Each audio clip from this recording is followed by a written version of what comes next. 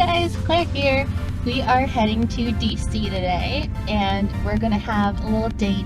Gonna get some food, go to the National Gallery, and it is the 4th of July, so we're going to go see fireworks tonight, and that should be really fun. And Michael's going to try and get pictures on film of the fireworks. So we're heading there now and it should be fun, and come along.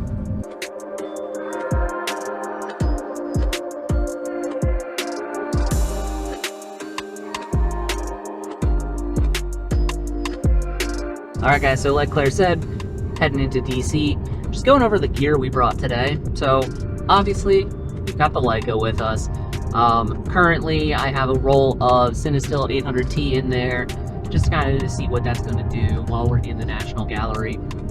I brought a couple rolls of Portra 400, as well as a roll of Portra 160, in case we do any shots outside. Main camera I brought though for the fireworks, I brought my Canon EOS 1V HS.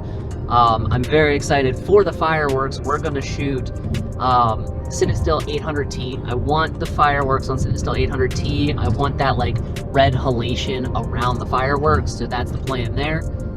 For the EOS 1V, we brought a Carl Zeiss 35mm f2, Carl Zeiss 85mm f1.4, and then for the fireworks, I brought my 300mm f2.8 IS candid lens. So this is gonna be kind of cool, and let's see what we get, shall we? I don't think you brought enough stuff. I probably did. Now, we had planned out this entire trip watching the weather. When we first got there, it decided to dump rain on us as we were walking in. So we took some cover under a tree in like the little garden behind the Smithsonian Castle, and I fired off this shot. This was shot on the EOS 1V HS with the Carl Zeiss 35mm f2 on Portra 400. I personally quite like how this shot came out. Then, while it was still raining, I stepped out and fired off this shot head-on of the castle using the 1V with the 85mm to get a little bit more compression into the shot. And frankly, I don't like the shot as much. But then the rain let up and we got to the National Gallery. To start, I took a couple pictures of this little sculpture garden thing, shot on Portra 400 using the Zeiss 85mm f1.4.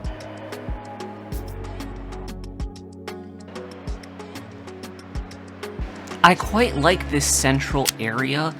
I took this image on the Leica using the Cinestill 800T, and this shows how color balanced film changes depending on the lights that you're in. This room was very warmly lit. It was using tungsten light. When I shot on the Cinestill, because it's balanced for tungsten light, it gives a more natural look. For comparison, I also took a similar shot on the Portra 400. As a daylight balanced film, this shot came out with a much warmer orangish tone.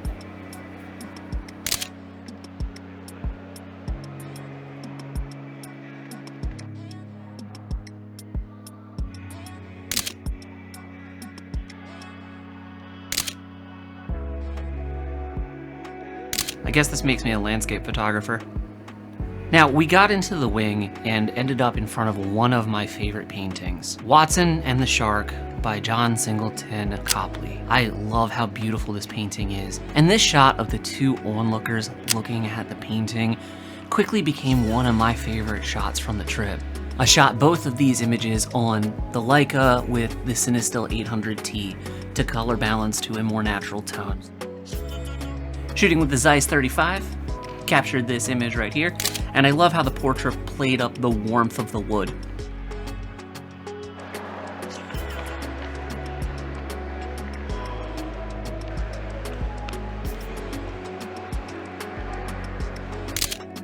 Always enjoy a fun little detail shot.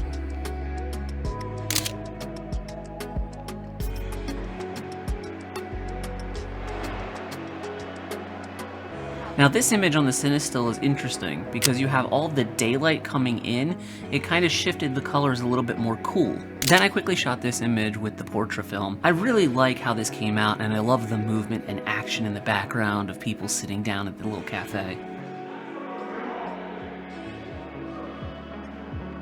Using the EOS 1V, popped off a little bit of a self-portrait using the Portra film in this mirror.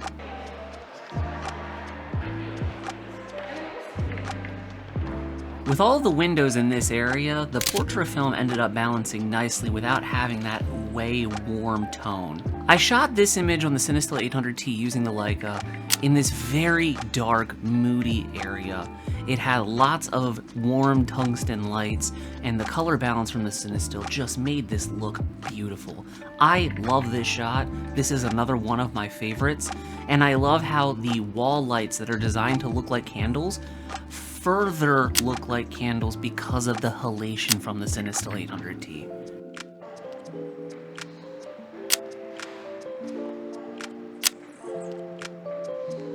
Again, a similar test of Cinestill versus Portra.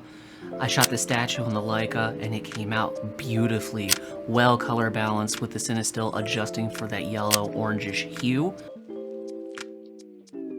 But then on the Portra, it had this almost warm, vibrant, almost hellscape kind of feel to it, especially the subject matter being an angel.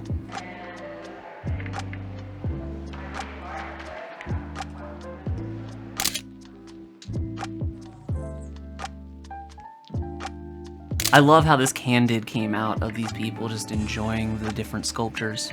Now here's an example where I love the reverse. The warmth and vibrant orange of the Portra film looks so much more dramatic in this image. I really love how this came out. The Cinestill looks beautiful as well, but I definitely prefer the warmth to the Portra.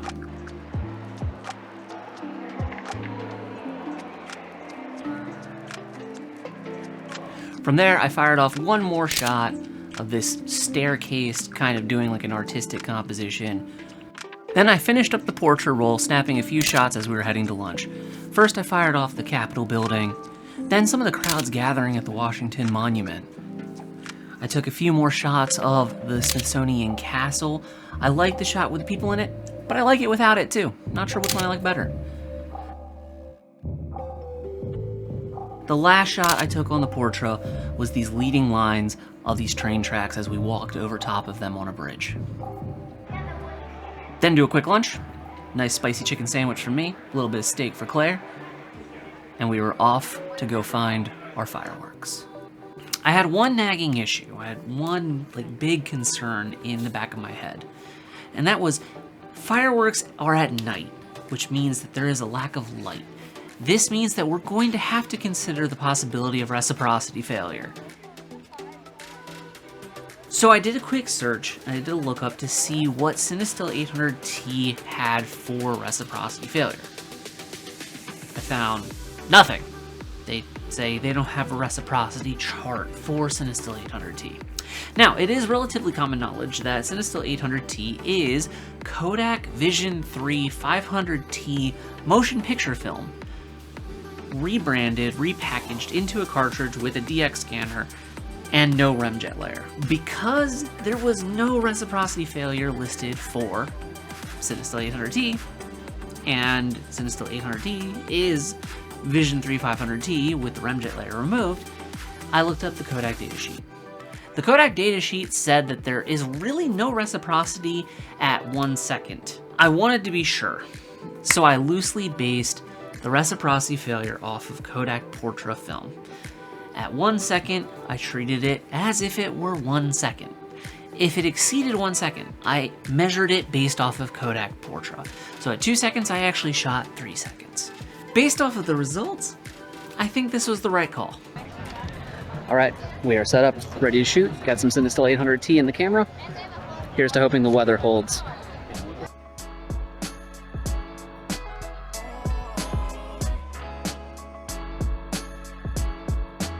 T-minus 20 minutes.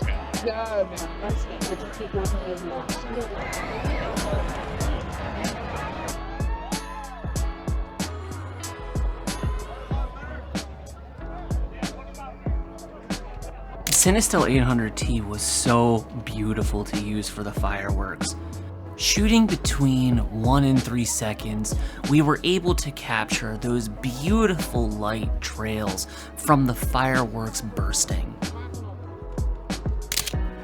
And you'll see the beautiful halation, the red glow around the highlights that just adds so much drama to the pictures.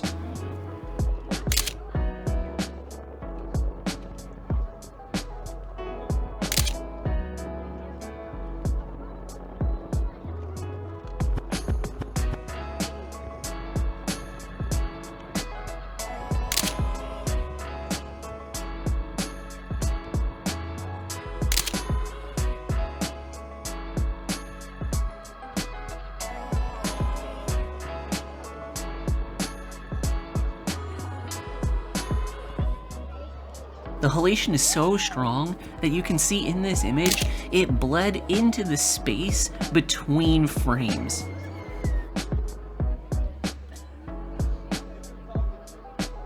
This image is probably my favorite shot from the Cinestill 800T for the fireworks.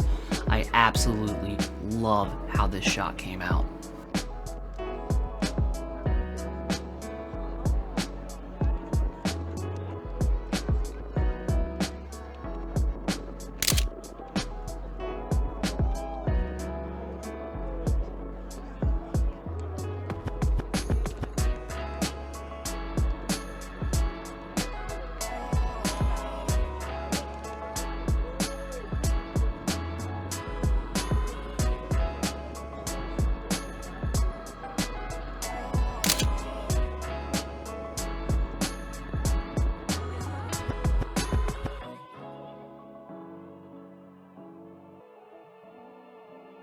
Alrighty guys, well that's gonna wrap us up.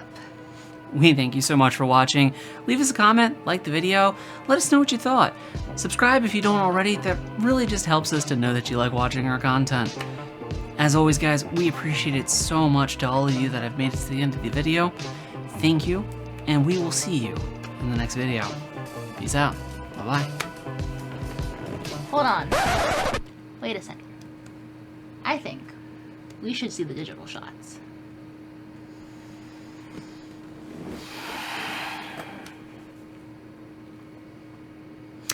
Okay, so I only brought one roll of Cinestill 800T to the fireworks. Maybe call that poor planning. As you might expect, I went through that roll very quickly. So I slapped the R5c onto the lens and shot a bunch of digital shots. Per Claire's request, we will end this video with a slideshow of those digital shots. Anyway guys, thank you so much. We do really appreciate it, and we will see you in the next one.